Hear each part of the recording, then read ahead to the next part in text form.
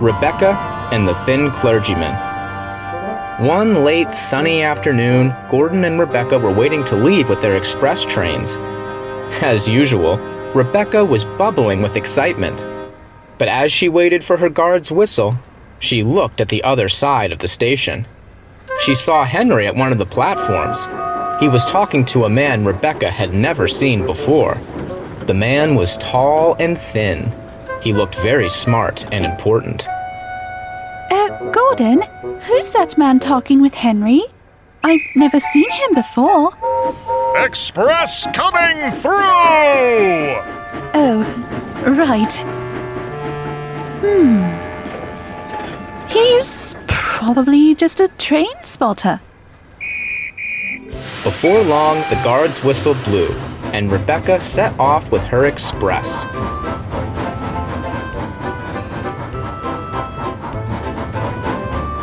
It was a lovely day, and Rebecca was making good time, but she was still thinking.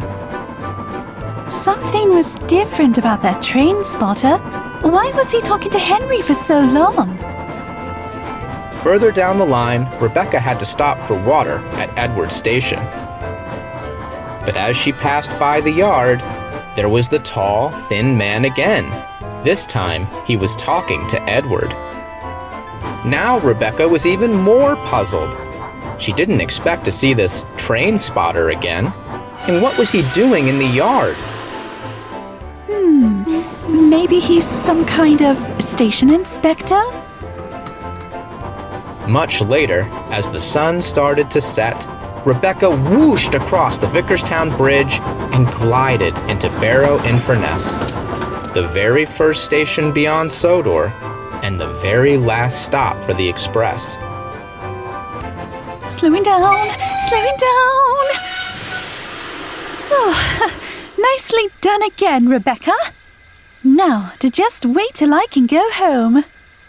Gordon was at the other platform, but so was, once again, the tall, thin man. Now Rebecca was more puzzled than ever. Who was this strange man? Was he a train spotter? Or an inspector? And how did he know so many engines?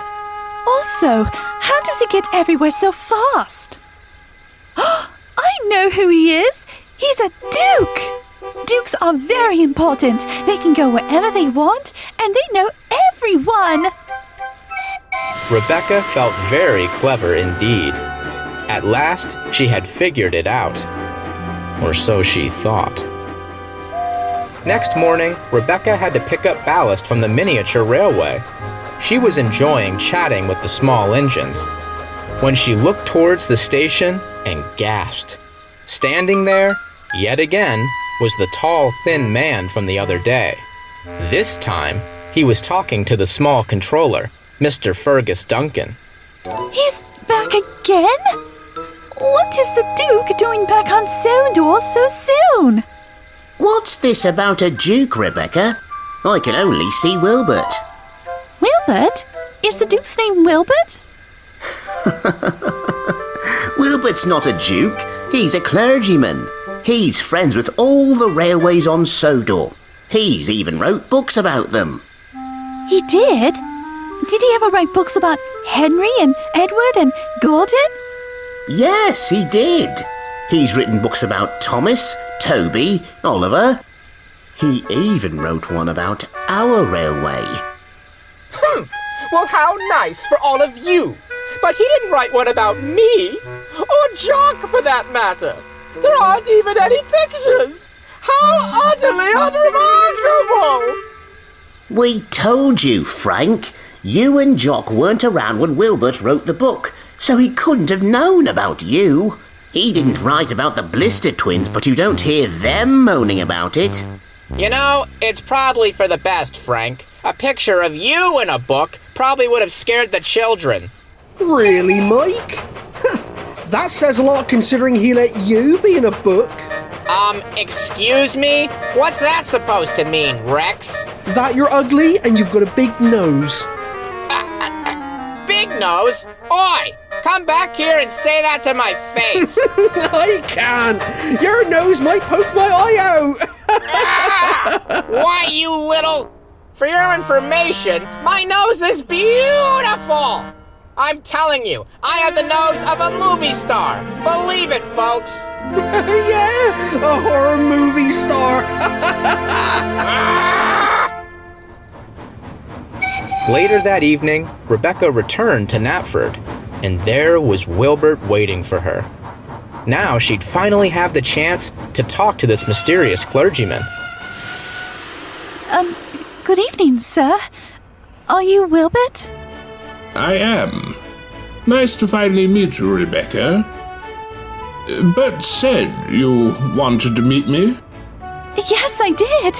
I wanted to know, do you really write books about the other engines? I used to. I wrote stories about the railway for my son, Christopher. Then I published them so other children could read all about Sodor. I'm retired now, so I don't do much writing anymore. But I still like to visit the railway and catch up with old friends. Christopher said that he'd like to write books about Sodor too. Rebecca, would you like to hear one of my stories? Oh, yes, sir. Please, sir. I'd be honored.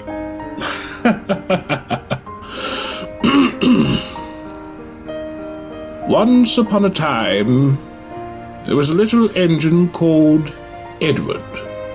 And so, the Thin Clergyman told Rebecca a very familiar story, and the cheerful engine listened with glee. Meanwhile, nearby, 3 old friends just listened happily, remembering.